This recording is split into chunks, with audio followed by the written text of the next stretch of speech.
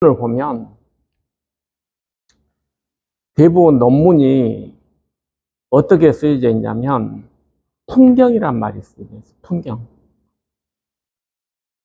논문이 무슨 1 플러스 1이면 1이지 무슨 풍경, 랜드스케이프라고 되어 있어요. 랜드스케이프. 그게 무슨 뜻이냐면 우리가 예를 들자면 호르몬이 들어가요. 호르몬이 들어가서 유전자를 열어가지고 어떤 메신저 RNA를 만들어서 그것이 리보솜에서 단백질을 만들어가지고 세포가 어떤 일을 하게 한단 말이에요. 근데 얘들이 풀어서 유전자를 만들어 메신저 RNA를 만들어내는 게 수백 개예요. 한 번에. 그러니까 이게 가서 이렇게 작용한다는 그런 옛날에 단세포적인 생각, 그런 생각은 이 상황을 푸는데 전혀 도움이 되지 않는다. 이해하기가, 왜냐하면 도대체 이게 몇 개가 풀어지는지도 아직 다 잘 모르거든요. 그리고 그것을 일일이 다 체크하는 것도 쉽지가 않아요. 그러니까, 그렇지만 우리가 이걸 생각을 해보세요. 우리가 캐나다 그러면은 가을에 뭐 단풍이다. 그러면 그 풍경이 의미하는 바는 이해를 하잖아요. 적어도 가을이 왔구나. 날씨가 차가워지겠구나. 그러면 얘들이, 뭐, 낙엽을 떨어뜨리겠구나. 그런 상황은 이해하잖아요. 그러니까, 그러한 단풍이 되어지는 그 나무의 여러 가지 분자적 그런 행동들을 풍경으로 설명하는 게 훨씬 더 편할 수 있다는 거예요. 얘가 지금 뭐 단풍을 하게 떨겨해서 어떤 분자가 주로 작용이 돼가지고 떨겨를 해서 이게 단풍이 된다, 이렇게 설명하는 것보다 지금 가을이 돼서 단풍이 되는 가을철이 됐습니다. 이게 왜 우리가 어떤 세포 작용이라는 것은 한 가지로만 돼 있는 게 아니에요. 우리가 어떤 상황에 처해일지 모르잖아요. 그러면 그 처해 있는 상황에 따라서 우리가 해야 될 일은 뭐냐면 겹칠 수도 있고, 그 다음에 뭐 약간 분리된 내용도 있지만 겹쳐져 있는 내용들도 굉장히 많아요. 우리가 생명 현상을 할 때 한 가지로만 일이 진행 안 되잖아요.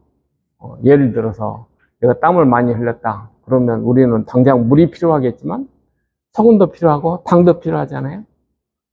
그러니까 한 가지 우리가 예를 들어서 지금 내가 땀을 흘렸으니까 단순히 물을 마셔야 된다.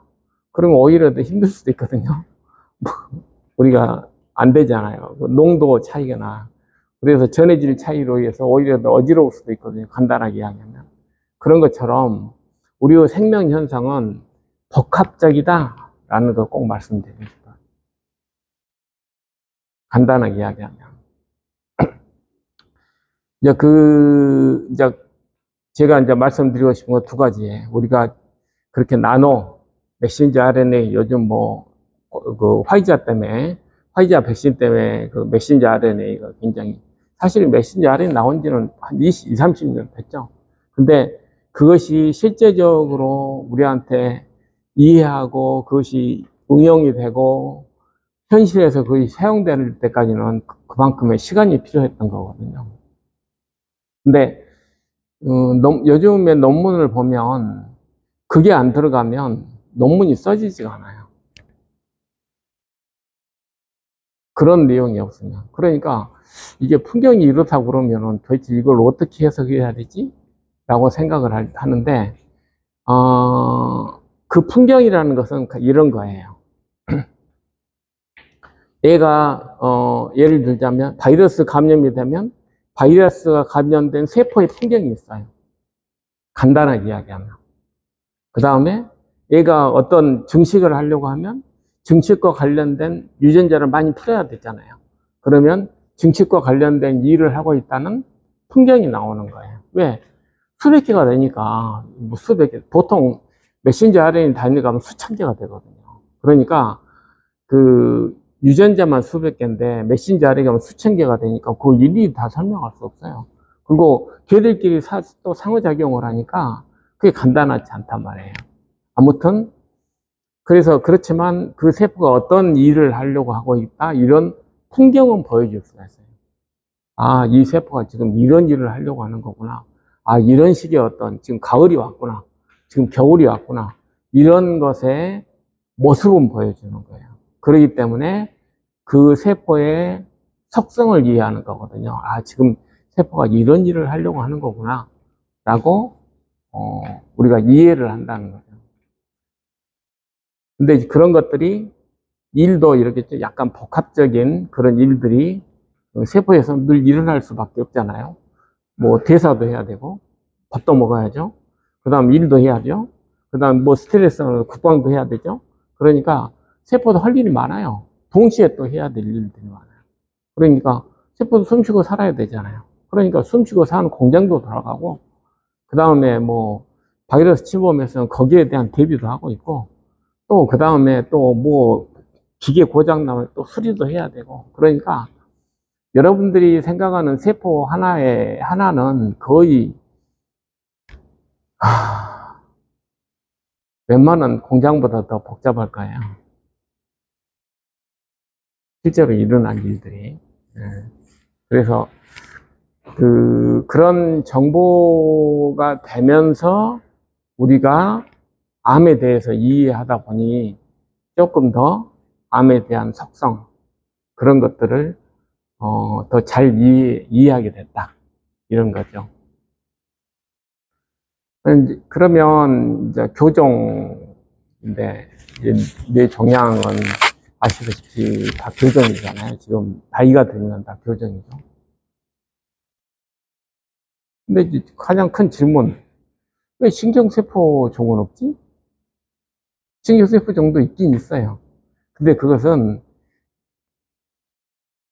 태어나서 유아한테만 있는 거예요. 신경세포 종은.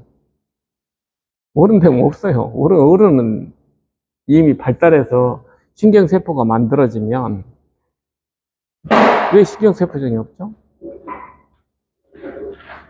그 이유는 뭐냐면 증식을 안 하니까요. 신경세포종은 증식을 안 해요.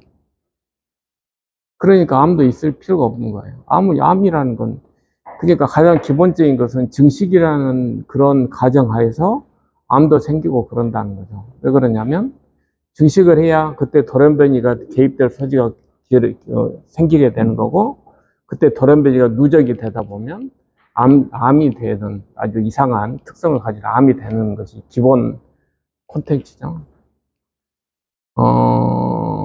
그러면 뇌 신경만 그러냐? 뇌 신경만 그러는 게 아니에요. 심장암 들어보셔? 심막염은 있어요. 심막염은 있지만 심근암은 없어요. 왜? 걔도 나면서 죽을 때까지 가야 되니까. 그러니까 나면서 죽을 때까지 증식을 안 하는 그런 조직은, 그런 기관은 암이 없는 거예요. 그래서 여러분들이 겪고 있는 뇌 종양은 전부 교정이죠. 뭐 성상세포든 뭐든 간에 다 교정이잖아요. 교세포죠. 그 말은 무슨 뜻이냐면, 교세포는 증식을 하고, 분열을 하고, 사라지고, 없어지고 하는 거구나. 이해하시겠죠? 교세포는 그런 성질을 가지고 있는 거예요. 근데, 이렇게 이제 왜 그러면 이게 어렵냐? 이게 왜 치료가 어렵냐? 도대체 이게 뭐냐? 기본적으로는 이렇게 증식이 되잖아요. 그러면 증식이라는 것은, 증식을 시작한 사람도 있고, 휴직인 애도 있고, 그렇잖아요. 그렇기 때문에 기본적으로, 모양부터가 다 달라요. 간단하게 이야기하면. 세포 모양이, 특히 교세포는 모양이 아주 이렇게, 교라는 것은 다리 같은 거예요. 근데 똑같은 다리 보셨어요? 세상에 똑같은 다리가 있을까요? 세상에 똑같은 다리가 없어요. 마찬가지로 이 브릿지, 교세포라는 것은 똑같은 모양이 있을 수가 없는 거예요. 그러니까 암이 생겨도 애들이 똑같지가 않은 거예요. 근데 속성이 몇 개 이렇게, 그러니까 교세포가 다 암세포가 아니잖아요. 그 중에 일부 몇 개 이상한 놈들이 문제를 일으키는 거거든요. 그러니까 이게 어려운 점이에요. 도대체 어떤 놈을 잡아야 될지 모르는 거예요. 헤테로지니어스, 이질적이다. 이게 너무 모양도 다 틀리지, 하는 일도 틀리지, 또 이것이 모양으로 이렇게 이게 암세포다 이렇게 하면 훨씬 접근이 쉬울 거예요. 근데 모양을 가지고는 이것이 암인지를 알 수가 없는 거예요. 적어도. 차라리 평평세포나 이런 애들은 모양이라도 이렇게 조금 구별이라도 되잖아요. 근데 교세포는 기본적으로 똑같은 다리가, 세상에 똑같은 다리가 없는 것처럼 이게 같은 얘가 하나도 없는 거예요. 그러다 보니 도대체 이게 원래 특성인지 암의 특성인지를 구별하기가 쉽지 않다는 거예요. 그래서 상당히 어려운 점입니다. 그 다음에 이제 뭐 BBB 이야기를 많이 하는데, 사실 BBB보다 더 중요한 것은 뭐냐면, 왜냐하면 일단 뇌 종양이 되면 BBB라는 것은 이렇게 혈관하고 뇌 실질하고의 그 장벽을 하는데, 그 혈관이 좀 치밀해서 바이러스나 박테리아가 그쪽으로 못 들어가게 하는 것이 기본 개념이거든요. 근데 일단 그가 염증이 생긴다거나 종양이 생기게 되면 혈관 자체가 파괴가 되거든요. 심지어는 어떤 치료가 있냐면 혈관을 좋게 만들자, 그런 치료법도 있어요. 혈관이 너무 흙어져 가지고 도대체 엉망진창이니 혈관이라도 이렇게 좀 좋아지면 염증도 좀 줄어들고 그건 난장판이 조금 정리되지 않겠냐, 그렇게 해서 혈관을 더 건강하게 만들자는 그런 치료법도 있거든요. 이런 것처럼 실제적으로 뇌 종양의 상황에서는 BBB는 파괴됐다고 봐야 되거든요. 그럼에도 불구하고 항암제가 잘 안 들어요. 제가 여러분들한테 꼭 말씀드리고 싶은 것 중에 하나는 뭐냐면, 그것은 BBB 때문에 항암제가 안 듣는 게 아니에요. 어차피 항암제를 안 듣게 돼 있어요. 미안한 이야기지만. 그것이 교세포의 특성이에요. 항암제는, 왜냐하면 그 항암제가 들으면 다른 중비업 종양들이 다 잘 들어야 돼요. 근데 대표적인 게 육종이거든요. 육종이 중비업이 생긴 종양인데, 육종이 치료법 없습니다. 간단하게 이야기하면. 뭐 표적 치료제니 뭐 그거 다 허당이에요. 우리가 중요한 건 생존을 늘려야 되는데, 물론 몇 개월은 늘릴 수 있죠. 몇 개월은 늘릴 수 있지만 문제 해결하지는 않잖아요. 우리는 문제를 해결하고 싶은 거지 내가 몇 개월 늘리고 싶은 생각이 별로 없는 사람들이잖아요. 그렇기 때문에 이것도 이해를 하셔야 돼요. 그게 뭐냐면, 사람들은 암 치료를 하면 암 치료가 항암 방사선이라고 생각을 해요. 그렇지만 실제로 암 문제를 해결하는데 60%는 수술이에요. 수술이 되냐 안 되냐는 하늘과 땅이에요. 그 다음에 항암 방사선은 보조 치료예요. 어주번트. 그게 무슨 뜻이냐면 10에서 20%의 생존을 좀 더 올려준다, 그런 거예요. 그러니까 실제로 항암이 진짜 이렇게 생존을 얼마나 올려주냐, 그러면 다 10%예요. 5년 생존율 10%가 목표예요. 방사선처럼 마찬가지입니다. 5년 생존 10% 올리려고 그 난리를 하는 거예요. 그러니까 기대를 그렇게 하시면, 예를 들어서 내가 10명이 있는데 5년 후에 내가 11명이라는 그런 정도의 어드밴티지거든요. 여러분들은 체감할 수가 없어요. 그렇잖아요. 그러니까 하간 방사선이 전부라고 생각하시면 절대 안 되는 거예요. 보조 치료예요.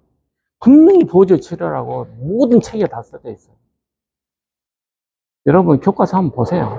그러면 다 어주번트 치료라고 돼 있지, 그것이 항암 수술, 왜냐하면 그렇게 우리한테 그렇게 많은, 우리 눈에 보일 수 있는 이득을 주는 게 아니거든요. 그래서 다시 한번 항암 방사선은 보조 치료라는 걸 분명히 이해를 하셔야 돼요. 그래도 있으니까 그걸 잘 활용을 해서 하면 좋다는 내용이지, 그게 전부가 아니라는 걸 반드시 분명히 말씀드려요. 제일 효과가 좋은 건 그래도 수술이에요.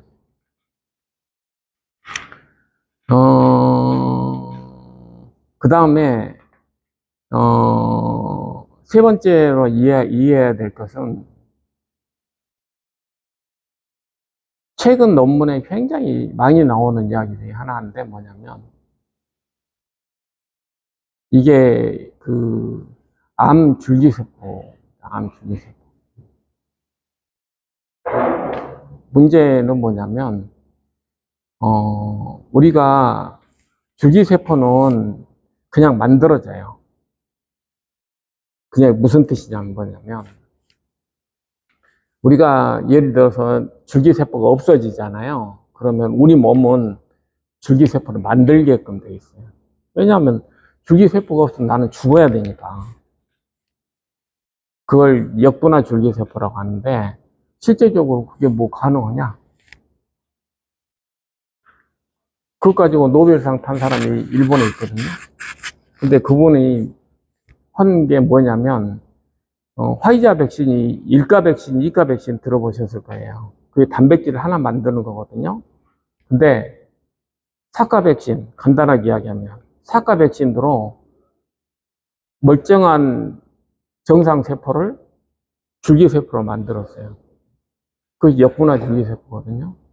그래서 노벨상 탔잖아요.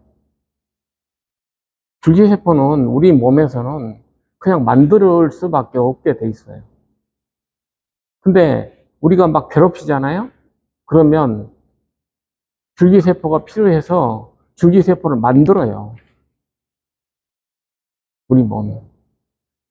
근데 일반 줄기세포는 좋아. 건강한 줄기세포는 방음에 뇌가 재활하고 이러는데 굉장히 필요하잖아요. 왜냐하면 다시 만들어야 되니까. 재활하는 게 뭐예요? 그런 줄기세포가 뭐 일이라 좀 해서 조금이라도 잘 만들면 재활하는 거 아니겠어요? 근데 그것이 암이면 어떡하지? 그래서 요즘에 이 암 줄기세포를 좀 없애는 어떤 뭐 표지제가 있을까? 아니면은 그런 어떤 걸 좀 잡을 수 있는 방법은 없을까? 이런 것에 대한 연구들이 꽤 많이 있어요. 근데 가장 큰 힘든 게 뭐냐면, 그거 줄기세포가 머리만 있는 게 아니잖아요. 장에 진짜 많거든요. 왜냐하면 장은 생명이 5일이니까 줄기세포가 엄청나게 많아요. 왜냐하면 마이크로빌라이 하나하나에 보통 5개 이상의 줄기세포가 있다고 되어 있거든요. 그러니까 이 줄기세포가 만약에 어떤 분자적으로 접근하게 되면 부작용을 피할 수가 없어요. 내 생각에는 장출혈로 죽을 거예요, 만약에 그런 약제가 나오면. 구분이 안 되잖아요. 모든 줄기세포하고 똑같은 작용을 하게 되면, 그렇다고 그래서 종양에 특별한 어떤 줄기세포가 있다 하더라도 부작용은 피할 수 없거든요. 그래서 지금 아까 제가 말씀드린 것 예를 들자면, 도대체 뭐 어떤 애들이 종양이 될 수 없다. 헤테로지니어스한 거, 이질적인 거, 그 다음에 속성이 이게 중비업성이어서 항암 방사선 치료에 내성, 그나마도 내성을 갖는 점, 그 다음에 뭐 하여간 다른 약제 이런 것 치료 접근성이 좀 쉽지 않다는 점, 그 다음에 제일 다른 종양도 물론 암줄기세포에 대해서 관심이 많지만 뇌 종양은 특히 더 관심이 많은 것 같아요. 왜냐하면 그 문제가 해결되지 않고는 이 문제가 해결이 안 되겠구나라는 생각을 더 많이 한다는 거죠. 우리 과학자들이. 그래서 요즘의 논문에서는 결국은 암줄기세포 문제가 해결이 되어져야지 해결이 될 수 있겠다라고 생각을 해요. 그래서 이제 지금까지가 적에 대한 이야기예요. 우리가 생각하는 뇌종양에 대해서 어떤 애들인가. 그러면 좀 그림이 그려지죠. 모양 생긴 것은 이상하게 생긴 애들일 때 도대체 구분이 잘 안 가고, 그 다음에 뭐 하여간 약도 잘 안 듣고, 뭐 하여간 그 다음에 심지어는 줄기세포까지 변한다. 그것이 애들 속성이라는 걸 우리가 좀 이해할 수 있는 거예요. 그러면 이제 답이 나왔어요. 도대체 약도 안 듣는 건 도대체 뭘로 해결해야 될까? 전략은 제가 봐서는 두 가지밖에 없어요. 하나는 애들이 우리가 썩난다고 하잖아. 여러분 썩난다는 이야기 들어보셨죠? 우리가 곰발 났는데 그대로 놔두면 막 더 부풀어 오르잖아요. 그런 것처럼 애들은 결국은 얘들도 약점이 있는 거거든요. 그게 뭐냐면 얘들도 모든 종양이 마찬가지예요. 종양 예를 들자면 우리가 혈관을 통해서 물 한 병을 그 어떤 장소에 준다고 생각합시다. 그러면 여기에 있는 암세포든 뭐든 간에 경쟁을 해야 돼요. 경쟁을. 물자를 경쟁을 해야 돼요. 그러면 증식이 되려면 반드시 물자를 가져와야 돼요. 그래야 증식이 되거든요. 세포가 그냥 꽁으로 만들어지니까 단백질 덩어리잖아요. 그러면 그 단백질을 뭘로 만들어요? 물자로 만들잖아요. 그래서 뭐 우리가 보면 시기에 뭐 암에 뭐 이렇게 어쩌고저쩌고 하지만 그것에 대해서 간과하는 게 있어요. 그게 뭐냐면 이 물자는 어떤 식으로 배급되나? 내가 거기만 딱 해서 뭐 그 물자를 공급을 안 시키면 그 방법이 있어요. 그게 어떤 이야기냐면 그 신생혈관 억제제, 아바스틴 이런 것들은 아예 여기다가 혈관을 못 만들게 해버리면 물자가 공급이 안 되니까 아바스틴 듣는 거잖아요. 그 약이 있죠. 근데 그것 중에 하나가 하여간 그 옛날에 비상이란 약, 하여간 그런 것도 있는데 하여간 아무튼 간에 물자를 그러면 이쪽 근처에는 주지를 말아버리자. 그게 아바스틴이에요. 근데 실제로 그럼 내가 굶으면 되지 않을까? 라고 생각할 수도 있어요. 근데 뭘 모르냐면 이 물자를 그러면 우리는 어떤 식으로 공급하지? 어떤 식으로 공급을 해요? 그냥 먼저 가져간 놈 임자인가? 우리 세포는 절대 그렇게, 우리 몸은, 유기체는 그렇게 돼 있지 않아요.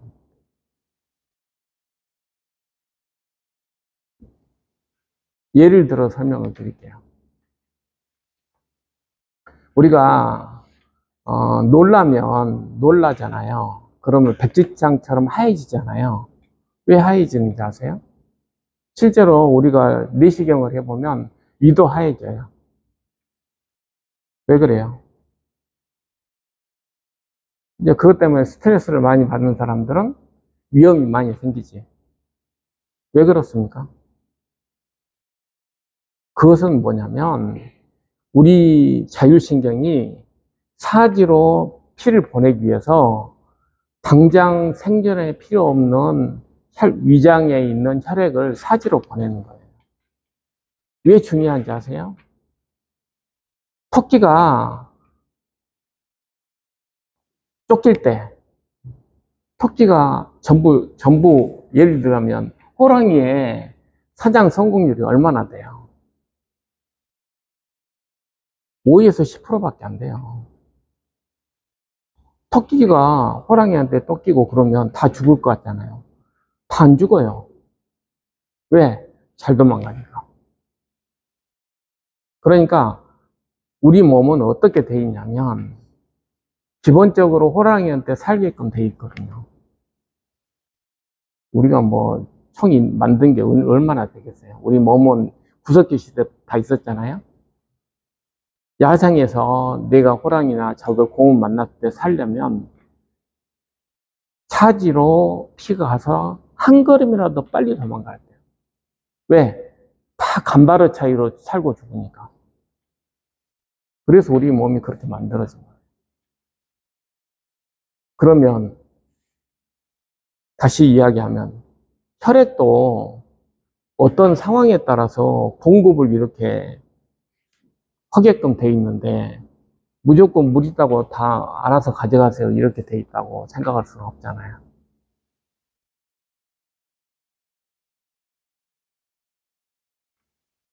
제일 1번은 뭐냐면 생존에 그러면 중요한 애들이 먼저 가게끔 우리가 예를 들자면 뭐 했을 때 애들을 많이 보호하잖아요. 그래야 다음에 애들이 커서 다음에 자손도 낳지 할머니를 보호할 수는 없잖아요. 위급한 상황에서. 우리 몸이 다 똑같아요. 세포도. 그러면 누구를 보호하겠어요? 그냥 간단하게 생각하면 캔서 스템셀을 제일 먼저 보호할 거 아니에요. 1순위예요. 암이 1순위. 안 된 이야기지만. 왜냐하면 증식을 해야 되는 일을 도와줘야 되잖아요. 근데 암은 내가 증식해야 돼, 증식해야 돼. 빨리 내가 이걸 보충해야지. 그런 신호를 제일 많이 보내거든요. 그러니까 물자가 오면 암이 먼저 가져가는 거예요. 그 다음에 일반 세포들이 가져가는 거예요. 이걸 모르면 암에 대한 대사를 모르는 거예요. 순서를 모르면. 그래서 논문을 쓸 때 제일 많이 듣는 이야기 중에 하나가 뭐냐면 계급이에요, 계급.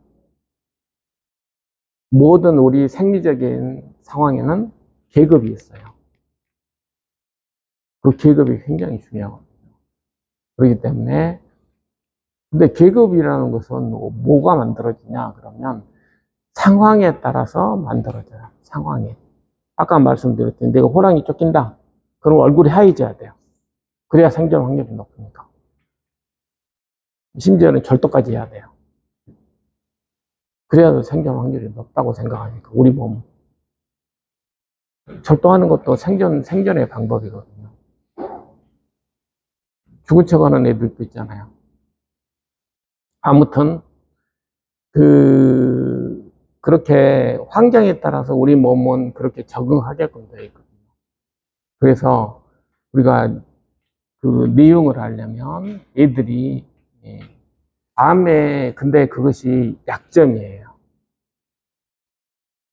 그것이 암의 약점이에요. 왜 그러냐면 못 가게 하면 되겠네. 얘를 못 가져가게 하면 그것이 대표적인 게 운동이라니까요. 운동을 하면 나 당장 먹고 살아야 돼. 너 지금 이렇게 봐봐요. 내가 당장 호랑이에 쓰이는데 너 지금 너 증식하는데 도와줘야 돼. 이 시도는 주겠어요? 당장 호랑이한테 죽는 게 먼저예요? 아니면 사는 게 먼저예요? 아니면은 너 지금 증식을 해야 된다. 이게 먼저겠어요? 그럼 사는 게 먼저잖아요. 운동을 하면 호랑이한테 쫓기는 신호예요, 그게. 그러면 암한테 가는 에너지를 못 가게 막을 수가 있어요. 그래서 운동이 중요한 거예요. 이게,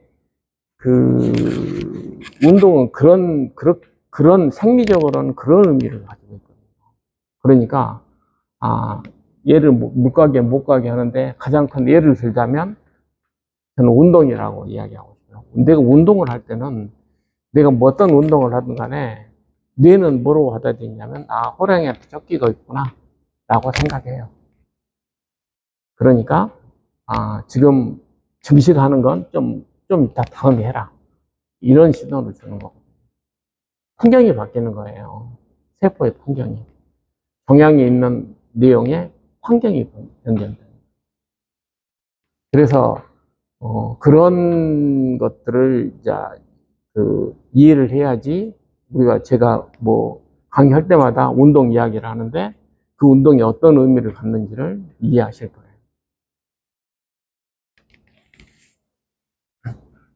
제가 이렇게 이야기하면 뭐 그것이 뭐 그렇게 중요한가? 라고 생각하실 수도 있겠지만 내가 호랑이한테 쫓기는데 다리가 후들후들 안 걸리고 박쥐장처럼 얼굴이 안 해질 사람이 있어요?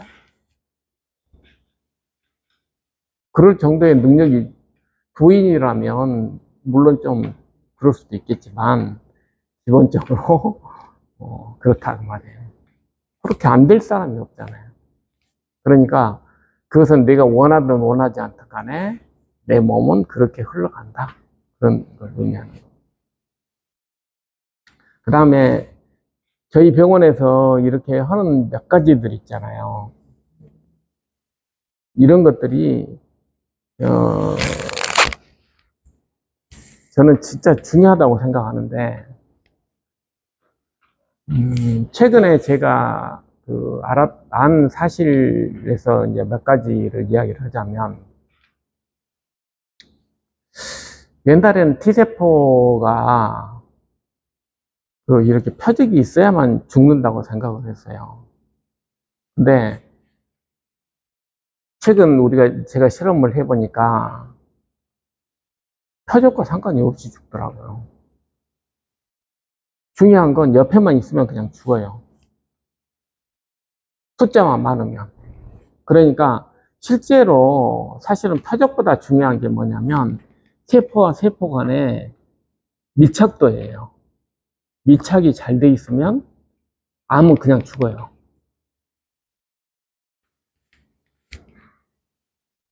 그래서 실제 결국은 밀착도를 높이기 위해서 뭐 더 연구를 많이 하고 있지만 밀착도가 높으면 거기에 있는 종양들은 죽을 가능성이 높더라. 실제로 그 점은 최근에 제가 했던 거고, 그 다음에 두 번째로는 모든 논문을 통해서 줄기세포를 죽일 수 있는 애는 NK밖에 없어요. 그것은 분명히 지금 계속 반복돼서 나오는 이야기고, 그래요. 그러니까 암 줄기세포를 죽일 수 있는 저는 유일한 방법이 NK다라고 생각을 해요. 근데 NK가 사실 뇌에 그렇게 많이 있지가 않아요. NK가 뭐 이 말초의 조직처럼 그렇게 많이 있는 게 아니고 사실 뇌 조직 속에는 미세교세포가 주로 있고 주로 그 옆에 있다가 문제가 생기면 말초에 있는 림프구 NK나 T가 뇌 속으로 들어가는 건데 일단 BBB는 많이 파괴되어 있으니까 기본적으로 NK나 T의 접근성은 어느 정도 확보된다고 봐야 되거든요. 항암제는 왜 비비비가 생기는데 다른 항암제가 잘 안 듣냐면, 우선 독성이 강해서, 쉽지 않아요. 독성이 강해서. 왜냐하면 뇌세포 진짜, 항암제의 가장 큰 문제는 뭐냐면 정상세포도 죽잖아요. 정상세포. 근데 뇌를 그런 식으로 죽여버리면 이게 뭐 살았다 게 없잖아요. 그렇기 때문에 실제적으로 그렇게 항암제를 그렇게 막 쉽게 말하면 강한 항암제를 그 다른 말초에 있는 것처럼 쓸 수가 없어요. 가장 중요한 것은 뭐냐면 뇌는 정상세포는 안 건들고 암세포만 죽여야 되는 아주 어려운, 그래서 어려운 거예요. 대충 뭐 그냥 없애도 좋겠다 그러면 대충 없애면 좋죠. 근데 이건 그럴 수 없는 기관이잖아요. 뇌는. 그렇기 때문에 더 그것을 구분할 수 있는 애를 사용을 해야 된다라고 하면 저는 NK가 낫겠다고 생각을 해요. 그래서 실제적으로 암 경향을 죽이는 데 있어서 저는 NK를 사용을 해야 된다. 그리고 실제적으로 그렇게 하고 있어요. 이제 국가과제에다가 제가 신청을 했어요. 근데 하여간 되기를 바래요. 그것이 왜 그러냐면 사실 회사에서 뇌 정향에다가 뭐 이걸 하고 말고 뭐 그렇게 투자할 회사가 그렇게 많지가 않아요. 근데 저는 하여간 꼭 해야 되겠다. 다음에 내가 하게 되면 뇌 정향이라는 끝장을 봐야 되겠다라고 생각을 했고, 특히 이번에 국가과제를 소아 뇌에다가 뇌 정향에다가 내가 국가과제를 신청을 했어요. 그래서 서류 심사는 일단 합격을 했는데, 왜냐하면 소아는 더 힘들잖아요. 아시다시피 뭐 아무것도 못 해주잖아요. 그래서 난 도저히 그건 눈 뜨고 못 보겠다. 그래서 나는 그 소아에다가 하자. 그래서 서울대 그 소아 그 소아 정양 거기 교수하고 이번에 그 하기로 해가지고 지금 진행되고 있어요. 꼭 되기를 바라는데 안 되더라도 하여간 우리 회사 개인적으로 할 거예요. 그리고 그걸 입증할 건데 아무튼 그 부분에 대해서 계속 제가 노력하고 있다는 걸 이해를 해주시면 좋겠고요. 현실에서는 저는 그래서 뇌 온열 치료가 중요하다고 생각해요. 왜 그러냐면 이 NK나 T나 이런 애들이 어떤 종양 부위로 갈 수 있는 신호가 열이거든요. 그렇기 때문에 뇌 종양으로 그런 세포들이 많이 가려면 열이 있어야 돼요. 우리가 감기 지금 열은 막 높은 온도를 이야기하는 게 아니고 감기 걸렸을 때 생길 수 있는 열, 그 정도를 주는 거거든요. 왜냐하면 감기 걸릴 때 바이러스가 거기에 들어갔을 거 아니에요. 그러면 가서 빨리빨리 잡으려고 열을 할 때 비비비도 열리고 그 말초에 있는 그런 림프구들이 들어갈 수 있는 기회를 갖거든요. 그래서 열은 진짜 중요하다. 그 다음에 실제적으로 제가 온열 치료를 했던 게 꼬마 뇌종양을 온열 치료만으로 완치시킨 독일 방사선과 의사의 이야기를 듣고 우리나라에 진짜 초창기에 제가 온열 치료를 도입을 했거든요. 진짜 필요하겠다라고 생각을 해서. 그 다음에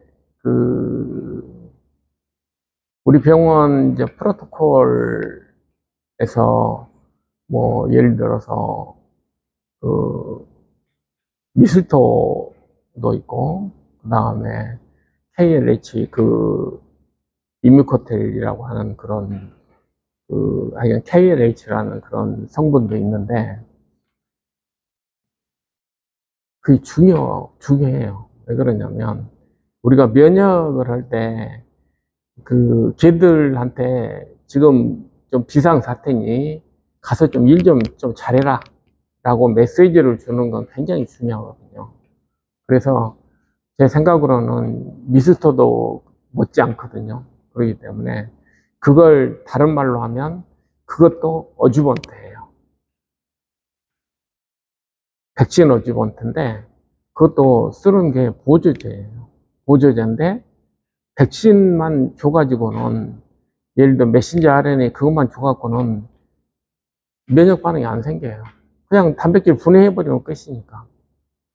그걸 주고 나서 보조제를 줘야지 이 단백질에 대해서 뭔가를 해야 되겠구나 라고 우리 몸은 생각을 해요.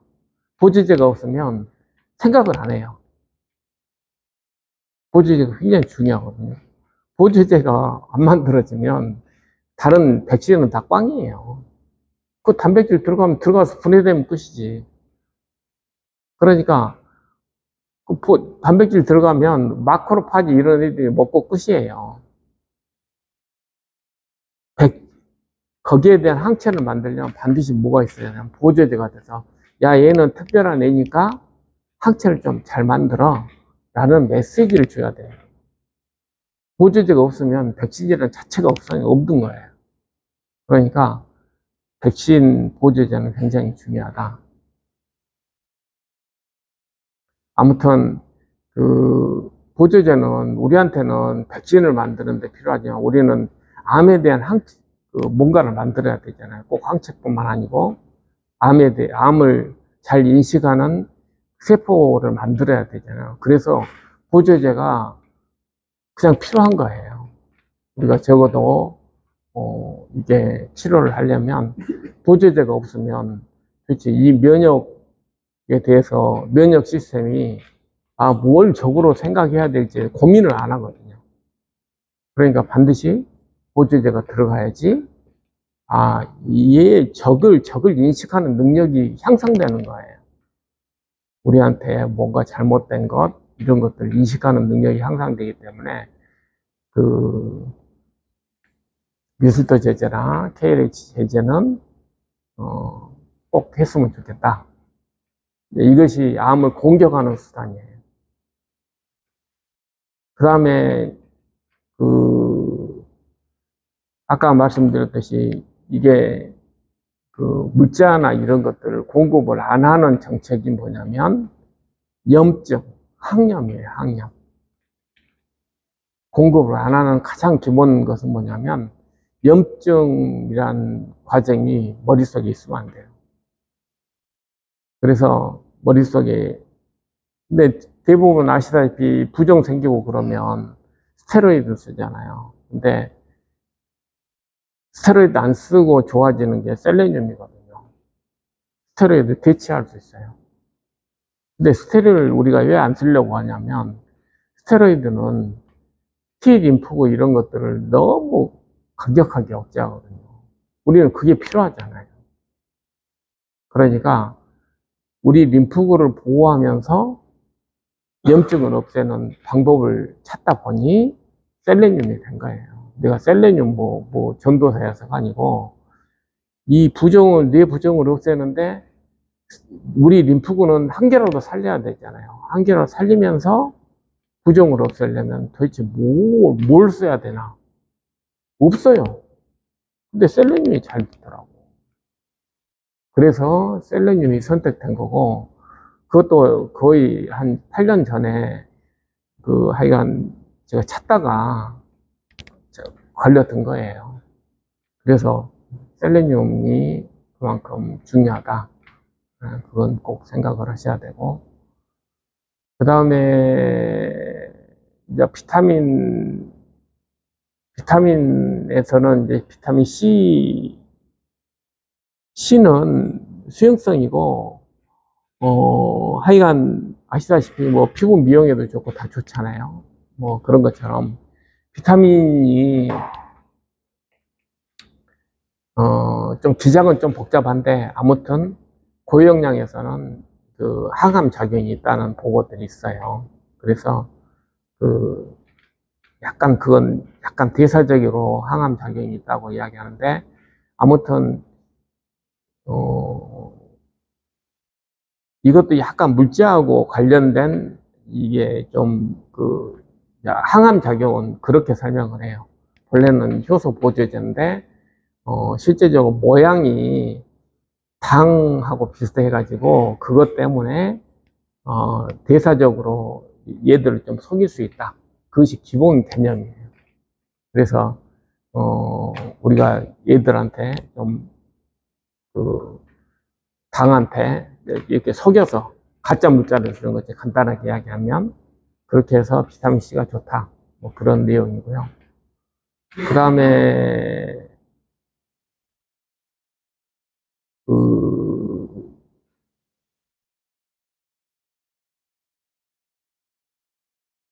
요즘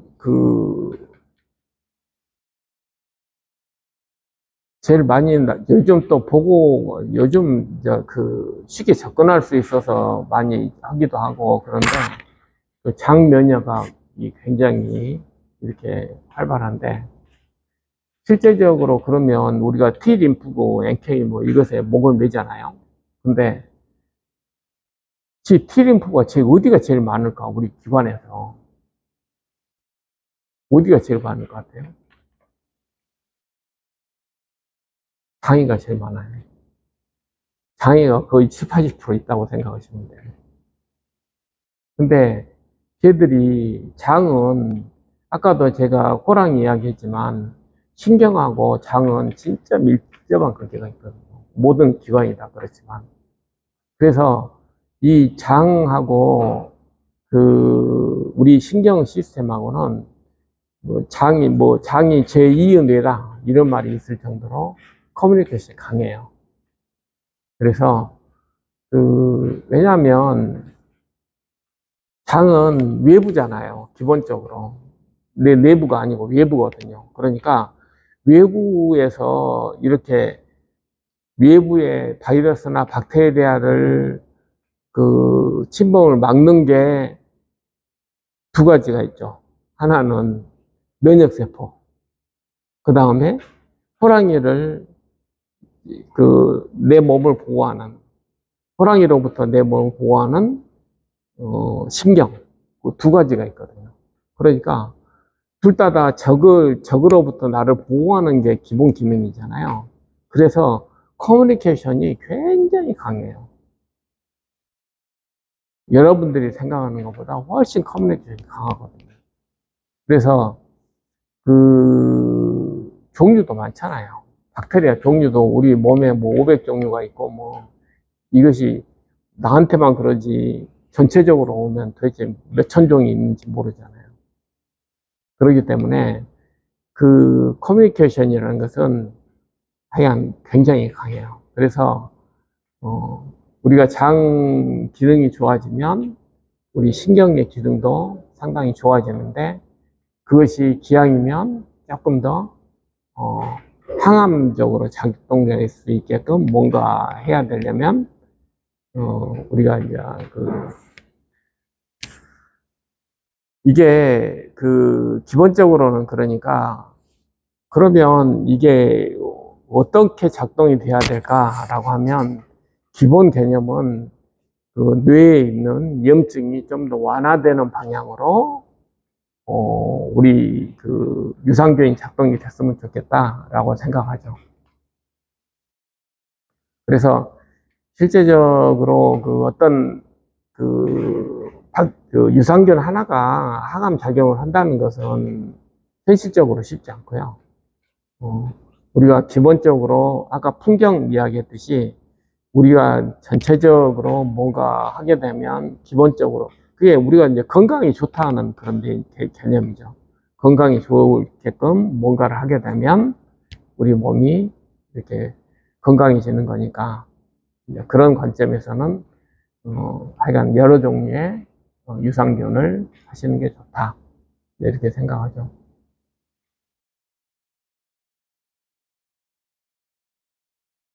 하여간 그렇습니다. 그래서, 기본적으로는 하여간 NK가 많이 활성이 됐으면 좋겠고, 그 다음에, 위험증은 없었으면 좋겠다. 그게 크게 본 두 가지, 이 종양을, 접근하는 방법식이라고 제가. 실제적으로 그러면 뭐가 더 중요할 거냐? 제 개인적인 생각으로는 염증을 더 잡아야 돼요. 염증을 더 잡는 게 훨씬 더 우선순위예요. 우선 방어가 안 되면 공격도 안 되잖아요. 방어가 되어져야지 그 다음 공격을 할 수 있는 힘이 생기잖아요. 그러니까 염증이 심해버리면 그 다음에 공격할 수가 없어요. 그러니까 충분히 내가 잡아놓고 그 다음에 내가 공격을 해요.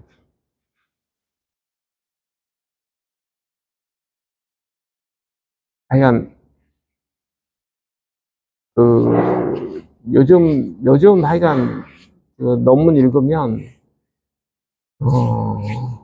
하여간 그런 생각들이 더 강해져요. 저도 이제 업데이트를 하려고 계속 보거든요. 내가 뭘 업데이트 해야지 조금이라도 나아질까 하는데 지금 현재 프로토콜에서 더 업데이트 할 게 없어요. 현재 지금 우리 병원에서는 프로토콜에 만약에 더 좋은 게 있다면 반드시 드렸을 거예요. 근데 현재 하는 프로그램에서 더 업데이트 할 것이 마땅치는 않아요. 근데 그 프로토콜이면 충분하다 이렇게 생각하죠.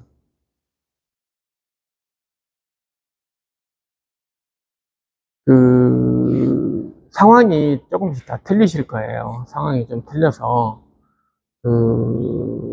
상황에 맞춰서 이렇게 접근하는 게 또 좋거든요. 그래서 이제 그것은 내가 어떤 상황에 따라서 조금 더 강조해야 될 것도 있고 그러니까 거기에 맞춰서 하시면 될 것 같아요.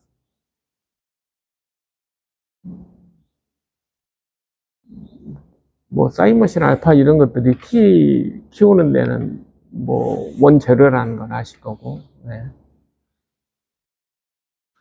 일단 제가 할 이야기는 일단 이 정도로 하고요. 네. 선생님 말씀 잘 들었고요. 장 건강에 대해서 말씀해 주셨잖아요. 제가 뇌종양 자체를 분기에 시달리고 있는데 이게 처음이 조금 긴데 처음을 좀 짧게 하고 있을 때는 또 변비 약을 먹어서라도 대치를 해야 되나요? 아니면 그냥 변비 약을 드셔도 저는 상관이 없다고 생각을 해요.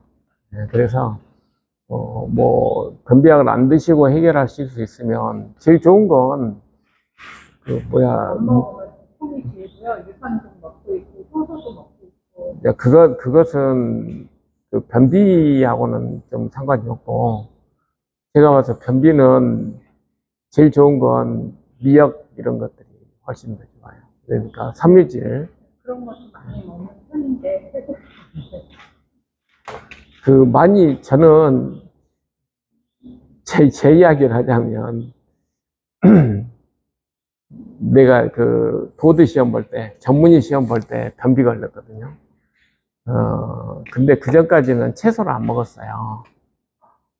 채소를 안 먹었는데 변비 걸리고 나서 이제 의무적으로 오이 2개씩 먹고 그랬거든요. 근데 하여간 근데 다음에는 이제 채소를 굉장히 좋아하게 됐는데 이제 그러다 보니까 아무튼 지금도 변비에 대해서는 저는 알레르기예요. 그래서 감 못 먹거든요. 감 먹으면 바로 변비니까. 근데 사람마다 좀 틀리니까 일단은 그래도 섬유질 많은 게 제일 유의했던 것 같고요. 그 다음에 저는 변비약 쓰는 걸 뭐 나쁘게 생각하지 않아요.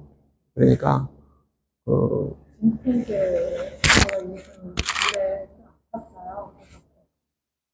부위마다 틀려서 세 군데 병원을 갔는데 세 군데 다 3차 신경통과 진통제만 주시더라고요. 진통제를 그때 며칠씩 먹어도 되는 겁니다. 진통제 타이레놀 드는 건 별로고요. 진통 소염제를 주시라고 그러세요. 그러니까 콕스2 억제제라는 게 있거든요. 그걸 드시는 건 찬성이에요. 그것은 본인한테, 왜냐하면 아까 말씀드렸듯이 염증이 있잖아요. 염증을 하는데 본인한테는 염증, 타이레놀, 우리가 이제 코로나 할 때 타이레놀 하니까 사람들이 타이레놀이 좋은 줄 아는데, 그 타이레놀은, 그러니까 타이레놀은 소염 작용이 없는 약이에요. 진통 해열제예요. 애들이 가끔 먹거든요. 에스빌이 내가 뭔지를 모르겠는데, 하여간 그 타이레놀은, 근데 우리가 백신 받고 그럴 때는 뭐 하려고 해요? 염증 작용을 일으키려고 하는 거잖아요. 그렇기 때문에 그 아스피린, 쉽게 말하면 아스피린 줘버리면 안 되는 거예요. 그래서 타이레놀을 쓰는 거고, 본인 같은 경우는 소염 작용이 필요한 거잖아요. 왜냐하면 염증이 무조건 없어야 되니까. 그래서 드시는 건 뭐가 됐든. 하나만 더. 네. 어지럼증. 그래서 어지럼증인지 두통인지 그거 잘 구분이 안 될 때가 있어요. 이제 그건 이제 아마 뇌 손상 부위에 따라서 증상이 굉장히 달라지거든요. 그래서 우선 본인 같은 경우는 이상 감각이 생길 가능성이 커요. 지금 아까 말씀드렸듯이 이게 신경이 좀 끊어지잖아요. 그러면 그냥 자기 마음대로 있어요. 있게 되면 소위 말해서 이상 감각이 생겨요. 그래서 이게 두통인지 뭔지 하여간 이상한, 보통 우리가 일반적으로 느끼기 힘든 그런 감각들이 생기거든요. 그래서 지금 3차 신경통이라고 말씀하셨는데, 그것마저도 사실은 이상 감각일 가능성이 커요. 그 이유는 내가 손상이 되면 아무렇게나 막 갖다 붙여요. 그러다 보니까 감각이 달라지는 거죠. 네, 그래서 그것은 이제 거기에 쓰는 약이 있으니까 그 약을 사용을 하면 조금 더 완화되시죠. 신경통 약이 굉장히 힘들더라고요. 먹으니까 아파서 먹었는데 아픈 부위는 나았는데 그 약으로 인해서 소화기 개통이라든가 이런 굉장히 힘들 때는 위장 보호제를 따로 추가해서 먹어요. 네, 드셔 같이. 네. 그 약 자체가 그렇게 막 그 위장을 속을 쓰리게 하고 그런 건 아닌데,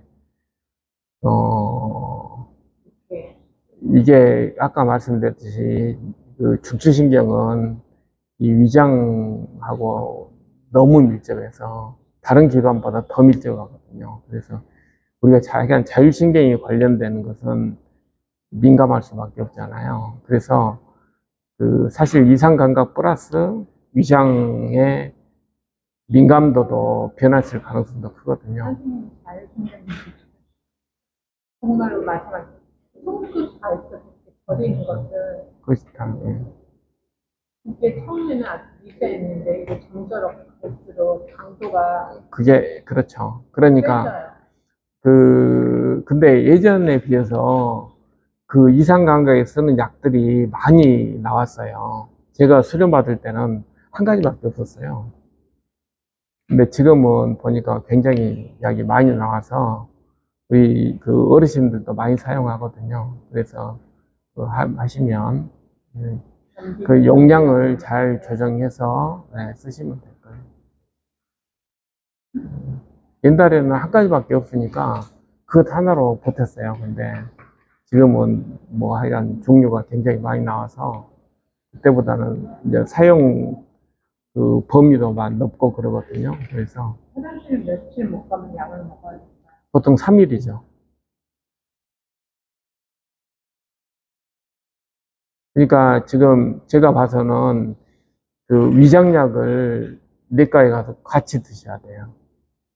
왜냐하면 이게 아까 말씀드렸듯이 자율신경이 하는 게 대표적인 게 심폐기관, 위장 뭐 이런 거잖아요. 사실 이 사진은 좀 덜 하거든요. 근데 그런 감각 이런 것들은 자율신경이니까 그런 부분에 대한 관리는 그 감각에 대한 관리는 신경과에서 해주지만 그분들이 위장까지 관리를 못 해줘요. 그러니까 그 위장내과에 가서 같이 치료를 받으시는 게 훨씬 더 유리하세요.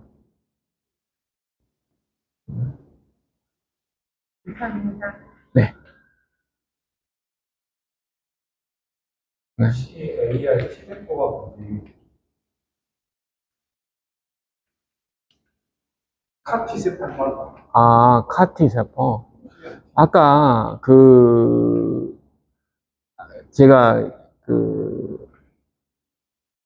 어쨌든 T라는 세포가 가서 어떤 목적된 세포를 죽이려면 접근을 해야 돼요.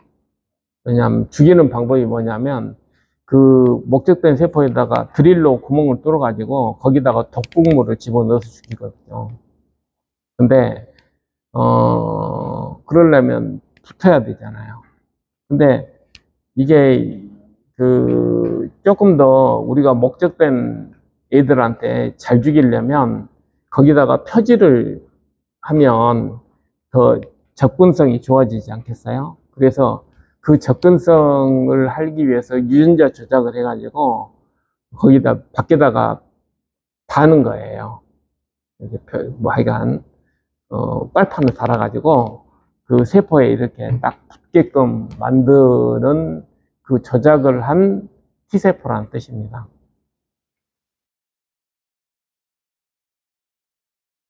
NK세포랑 뭐 T세포하고 NK세포는 기본적으로는 하나는 NK는 내추럴 킬러셀이에요. NK 말 그대로 내추럴 킬러셀이어서 독자적으로 판단해서 죽여요. 근데 T는 흉선에서 생겼다는 그런 세포인데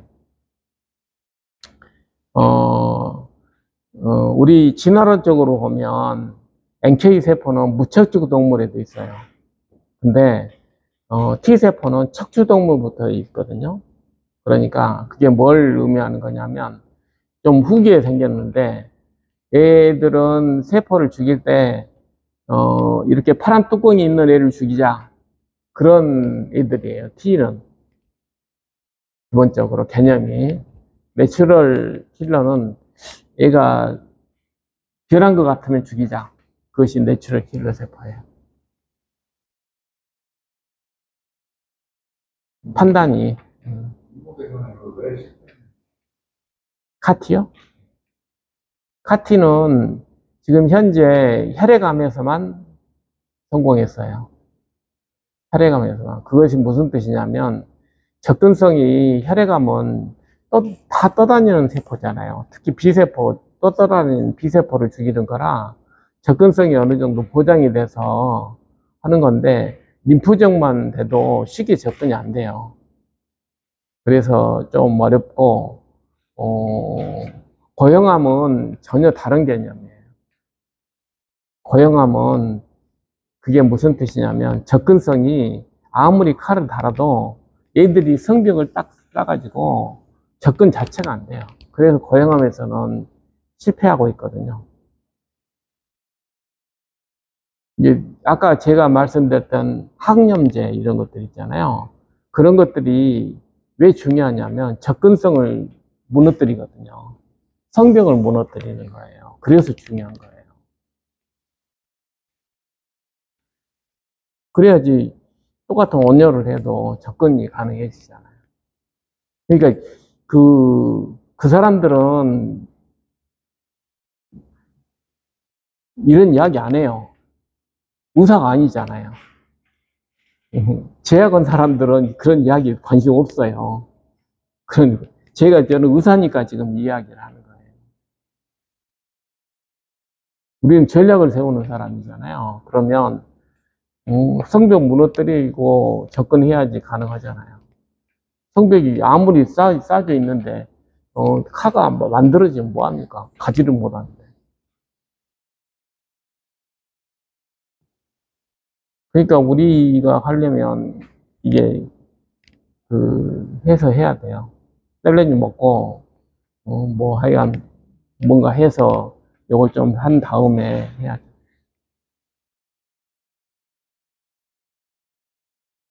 우리나라가 일본처럼 늑대나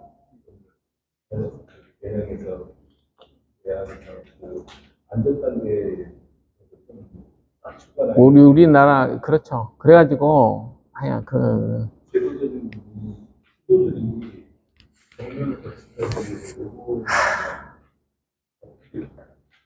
너무 언론적인 애들들 찾아봐도 너무 복잡하고 난 별로 하고 싶은, 그쪽에 대해서 이야기하고 싶은 생각이 없어요. 일본처럼 만들자 그랬더니, 일본보다 더 강화시켜 놨더라고.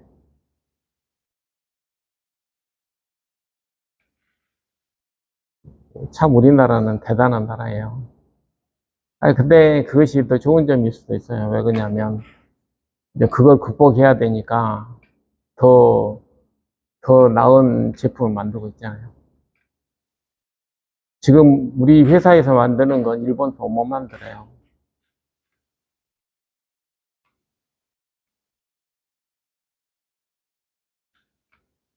네.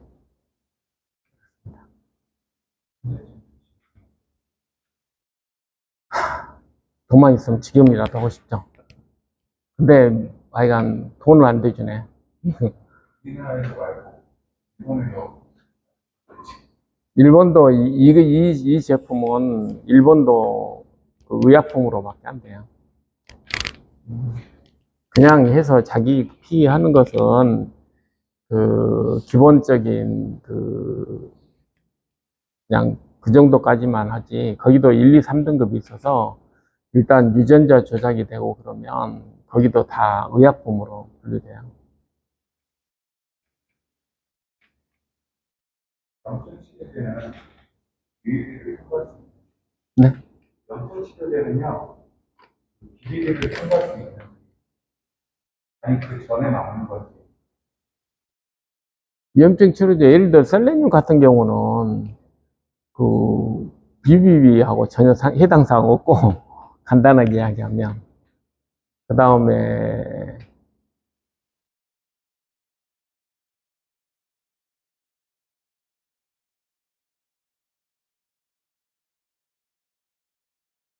다른 그 케미칼은 일부는 들어갈 수가 있는데 실제적으로 그 통과를 못하는 게 아니고 그 속성이 받아들이질 않아요. 세포 자체가. 그래서 실제적으로 막 그렇게까지 통과할 필요가 없는 조직이에요. 그게 뭐냐면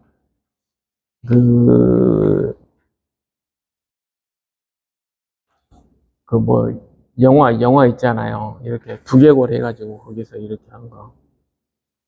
그게 뭐냐면 실제적으로 통증은 뇌막에만 있어요. 뇌막.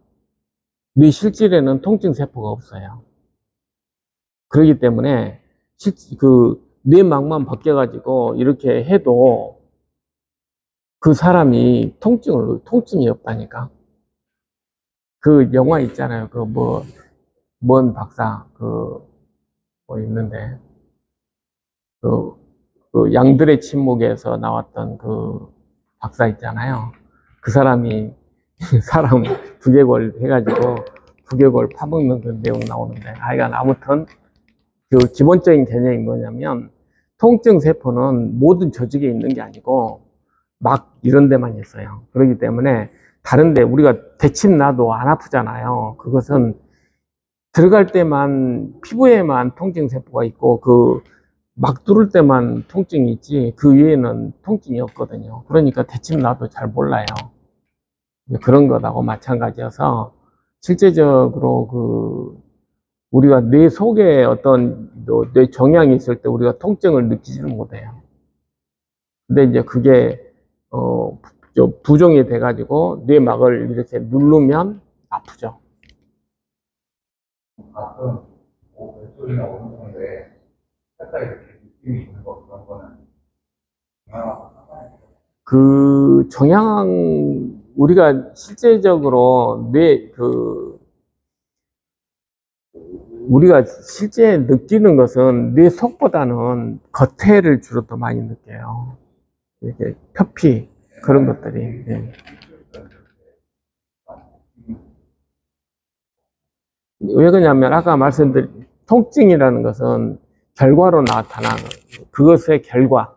그러니까 아까 말씀하신 것처럼 이 자율신경계가 뭔가 건드려지게 되면 결과적으로 내가 손끝이 저리고 이런 거거든요. 그런 거기 때문에 호소하는 게 틀려요. 머리에 뭐 이렇게 호소하는 게 아니고 실제로 문제는 뭐냐면 여기가 있는 게 아니거든요. 여기가 있잖아요. 머리 속에 있는데 내가 느끼는 것은 다르게 느끼잖아요. 그러니까 실제적으로 머릿속에 일어난 어떤 일들을 내가 주관적으로 느끼는 건 거의 힘들어요. 저한테 다르게 이야기하죠. 만약에 지금처럼 머릿속에 지금 호소하시는 건 내 손이나 뭐 다른 이런데 얼굴에 문제가 아니잖아요. 머릿속에서 다 일어난 일이거든요.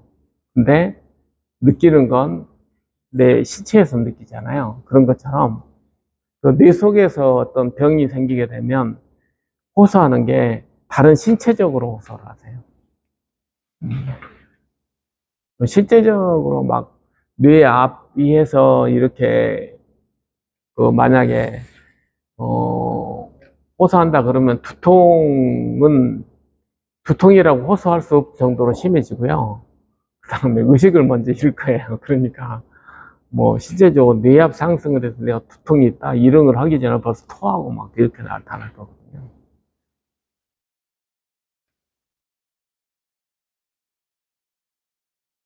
그래서 구체적으로 여러분들이 되게 느끼는 뇌와 관련된 건 두개골 바뀔 가능성이 굉장히 높아요. 뭐 실제 뇌에서 보면 다르게 나타나요.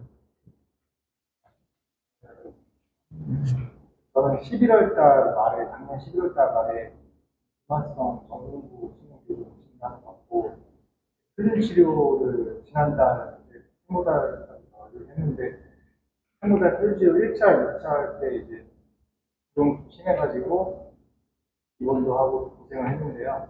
그게 이제 아바스틴까지 당용을 하면서 방사성 괴사 때문에 아바스틴까지 시작해서 지난달에 아바스틴도 이제 2차까지 마무리를 했는데 필름 치료 끝나고 아바스틴도 이제 2차까지 하기로 해가지고 다 치료는 다 끝났는데요. 궁금한 거는 아바스틴을 계속 해야 될지 아니면 멈추고 그냥 직접 봐야 될지 이게 이제 제가 아바스틴이 이제 보험 관계로 본 병원에서 안 맞고 이제 다른 병원에서 맞다 보니까 본 병원에서는 맞고 교수님은 맞을 수 있으면 더 맞으세요. 그래서 약간 그런 뉘앙스를 의견을 주셔가지고 어떻게 보면 제가 선택을 좀 해야 될 것 같은데 지금 원장님 어떤 이게 의사하고 보험은 내가 이것 하나 말씀드릴게요.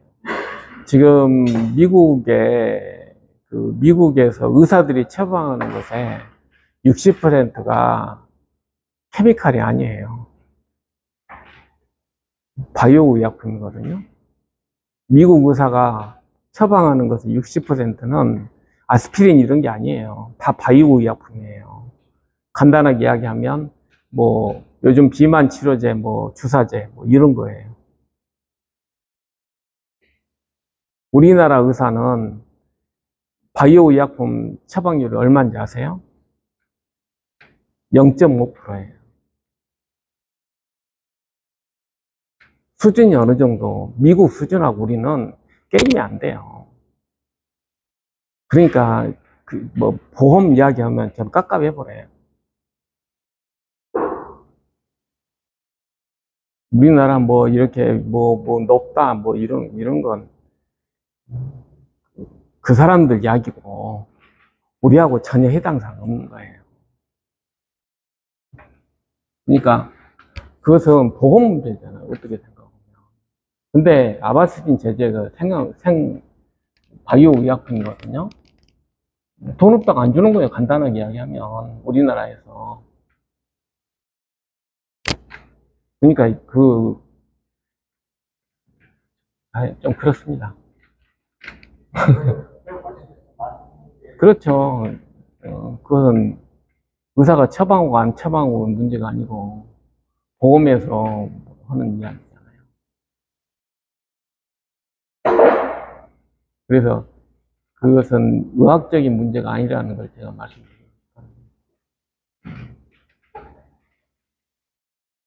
이게 수준이 그 정도 수준밖에 안 돼요. 우리나라는 아직.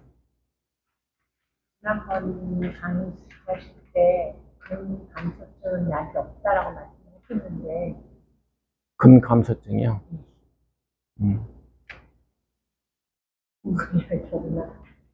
있긴 있어요. 근감소증이 인디케이션 약이 있는데 근감소증 그게 성장 호르몬이에요. 예, 그래서 권유를 못 하는 거고 근감소증으로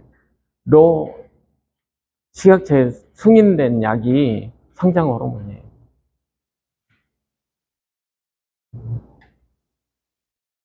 근데 좀 쓰기가 좀 찜찜해서 그렇죠.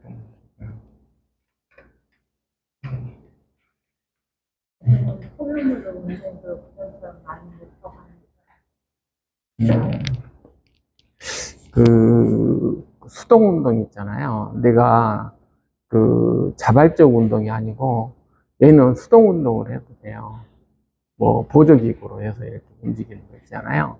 그런 것들도 근육 입장에서는 별로 많이 관여 안 하거든요. 그러니까 내가 움직이는 게 더 중요한 거지 실제적으로 그것이 자발적이냐 아니면 타의에 의한 거냐 이건 그렇게 중요하진 않아요. 그래서 내가 많이 움직이고 할 수 없다 그러면 그냥 수동 운동 하시면 돼요. 그래서 기계 이용해서 그런 기구들 많잖아요. 그냥 움직이기만 하고. 야, 그렇죠. 왜냐하면 근육은 심플하잖아요. 그래서 수축밖에 안 해요. 그러니까 어떤 상황이 된지가 수축하면 하기가 분비해요. 지가 수축하게 되면. 그러니까 내가 자발로 해야 수축이 되고 막 이런 건 아니고 근육이 어쩔 수 없이 수축을 하면 수축했다고 나오는 물질들이 있거든요. 그러니까 꼭 이게 이제 다음에 내가 회복하는 거하고는 상관없이 그냥 단순히 움직이기만 해도 된다. 내 목적은 달성된다. 이렇게 볼 수가 있죠. 그게 이제 다음에 근력을 키워서 하려면 결국 수동 운동도 도움이 필요해요. 내 근력이 충분히 생기기 전까지는. 네.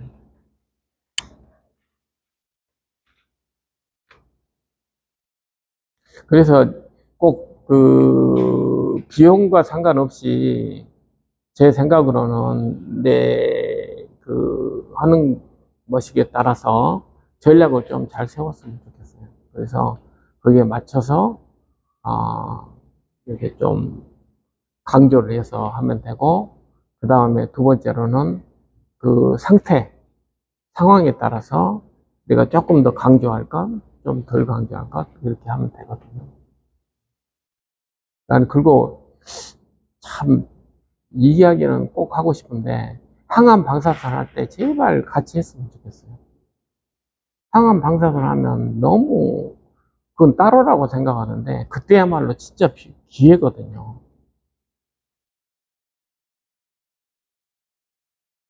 진짜 기회예요. 이게 좀 복잡하긴 한데, 아무튼, 그때가 저는 기회라고 생각하기 때문에, 그때 진짜 치료를 잘해야 되거든요.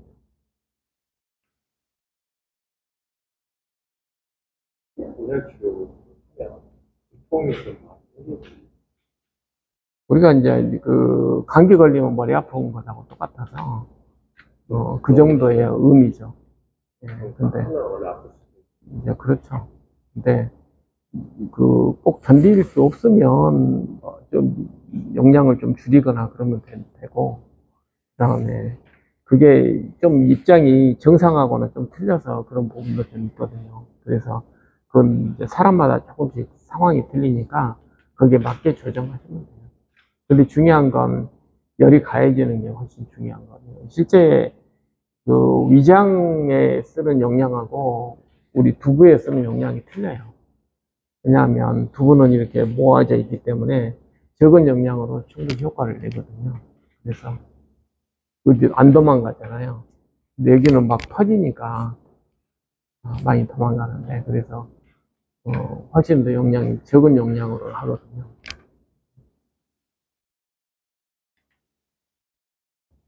그리고 왜 일반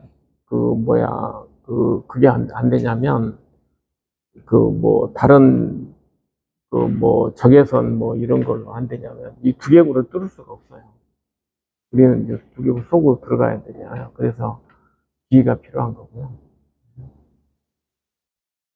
실제로 열을 집어넣는 건 아니고 파동을 집어넣어서 거기서 열을 발생시키는 거거든요.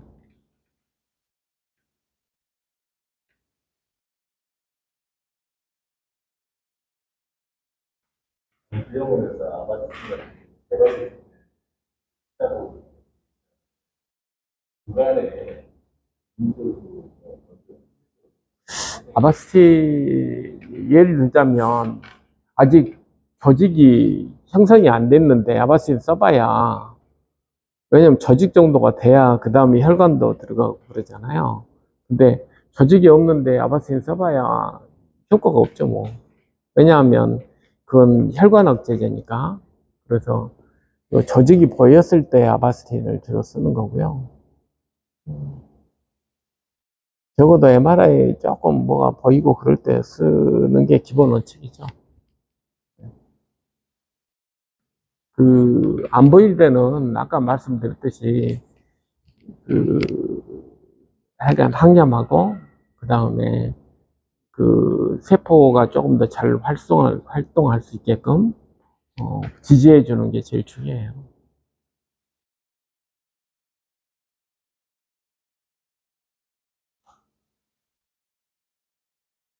아무튼 제가 본 레포트에는 세포 치료만큼 효과 좋은 거 없었어요. 일단은 그만큼 우리 면역 치료가 다른 건 이제 그런데 내가 세포 치료만 해라 그렇게 이야기를 안 하는 거냐면, 지금 제가 말씀드리는 건 제약사들 입장에서는 돈 안 되는 거예요. 논문이 없어요. 간단하게 이야기하면. 아니, 뇌 종양에 다른 암에는 논문이 많지만, 이것은 이걸 했다 그래서 이렇게 해주는 그런 게 아니잖아. 그런 이야기가.